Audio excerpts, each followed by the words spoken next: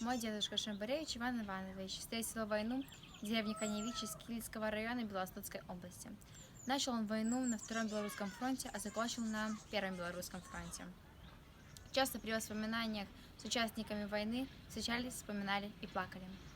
Днем приходилось с винтовкой под прикрытием танков идти на врага, а ночью брать длинные жерди с гвоздями, проверять ли заминировано ли поле и забирать своих раненых товарищей. Страшно было, ведь немцы освещали все время места боя. Наступал рассвет, и опять передовая. Была злоба на издевки немецких солдат. Было желание выжить и победить. Дедушка дошел до немецкой территории. Из наградного листа Шамбаревича Ивана Ивановича.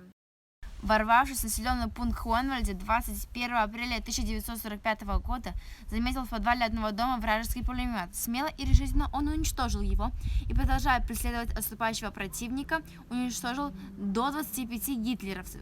Будучи легко раненым, после перевязки возвратился в строй. Достоин награждения орденом Отечественной войны первой степени, командиром 241-го стрелкового полка. После войны дедушка женился. У него родилось 4 детей.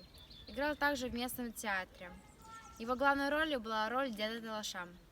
Его жизнь оборвалась на 46-м году, а осколочное ранение дало о себе знать. Я благодарна всем участникам Великой Отечественной войны за это мирное небо над головой.